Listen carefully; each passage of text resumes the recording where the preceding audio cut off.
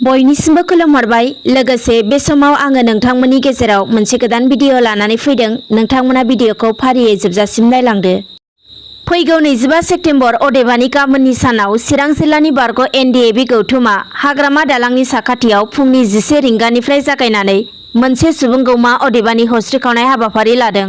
बे सुबुंगौमा एबा हस्रिखावनाय हाबाफारि लानायनि गुबै थांखियानो जाबाय बारग' एनडिएबिनि गायसनगिरि आफादगिरि एबा बिटिआर गोजोन गोरोबथानि सासे सागानगिरि बिथां डिआर नाब्ला एबा रन्जन दैमारिजों लोगोसे गोबां बारग' एनडिएबिनि दैदेनगिरि एबा केडारफोरखौ थाबैनो जोबथेसालिनिफ्राय उदां खालामनांगौनि थाखाय आरो बिटिआर गोरोबथानि दफायाव थानाय बायदियै एनडिएबिफोरनि मोनथायखौ होनाय आरो जेंनाखौ सुस्रांनायनि सायाव बे हाबाफारिखौ लानाय जादों। बिनिखायनो गाबोननि बे हाबाफारिखौ मेहेरगोनां खालामफैनो थाखाय साफ्रोमबो हादर अनफावरि हारि अनफावरि गासै बर' रायजो राजाफोरखौनो चिरां जिल्लानि बारग' एनडिएबि गौथुमा बे हाबाफारियाव बाहागो लाफैनो हांख्रायहरदों।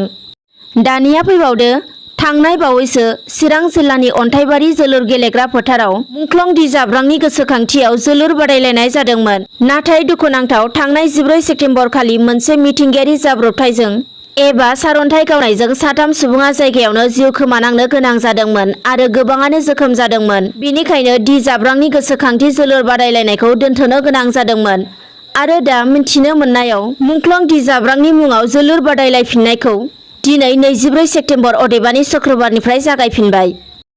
दानिया आरो फैबावदो थांनाय बावैसो जोनोम मोननाय इउएलबि आफादनि रैरुब मोसाहारि उर्फे एबा रिंखां मोसाहारिखौ चिरां पुलिसआ थांनाय 23 सेप्तेम्बर खालि चिरां जिल्लानि आमगुरि पुलिस थानानि सिङाव थानाय दैसुंगुरि गामि ओनसोलनिफ्राय पुलिसनि गोख्रों संदाननायनि गेजेरजों हमनो हाबाय होनना मिन्थिनो हादों। मख'नो नांगोनदि बिथां रैरुब मोसाहारि उर्फेआ थांनाय बावैसो इउएलबिनि मोनसे भिडिअ खालामनाय समाव साखाथियाव बिथाङाबो दंफायोमोन। पुलिसआ मिन्थिहोनाय बायदिब्ला बिथां रैरुब मोसाहारिया गावनो इउएलबिनि कामान्डार होननानै सिनायथि होदों। नाथाय मिन्थिनो मोननायाव बिथाङा इउएलबिनि कामान्डारब्लाबो बिथांजों लोगोसे जेबो बेरग्रा एबा बेफ्रुहोग्रा आइजें आइलाफोरखौ लोगोआव मोनफानाय जायाखै। बिनि सायाव दा नायबिजिरनाया सोलिगासिनो दं होनना मिन्थिनो हादों।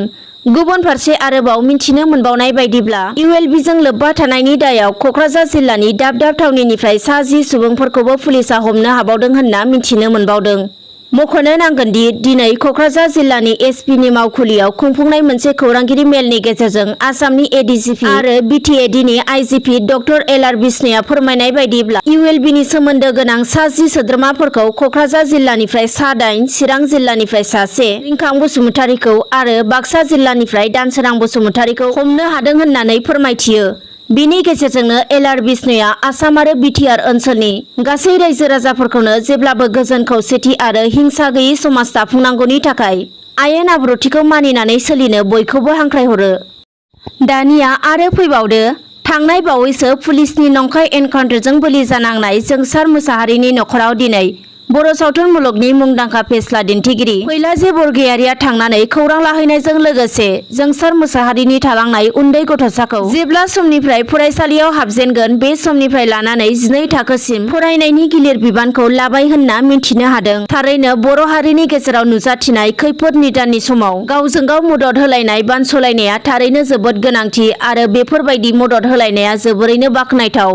गुबुन फारसेथिं मिन्थिनो मोनबावनाय बायदिब्ला रुंसारि जालांनाय जनकुमार ब्रह्म आरो जोंसार मोसाहारिनि नखरनो सारादु खुंनो थाखायबो बिटिआर सरकारनिफ्राय 1 लाख रां अनसुंथाइ होनायनि थांखि लानाय बायदियैनो दिनै जोंसार मोसाहारिनि नखराव 1 लाख रां अनसुंथाइखौ गथायफैबाय। बे गथायनाय हाबाफारियाव क'क्राझार सहरनि मासिगिरि प्रतिभा ब्रह्म आरो इउपिपिएल आइजो गांखंनि आफादगिरि बिना गयारि बिथांमोननि नुजाथिनायनि गेजेरजों बे रांनि अनसुंथाइखौ गथायनाय जायो। दिनैनि खौराङा बेखिनियानोसै। गोजोन्थों।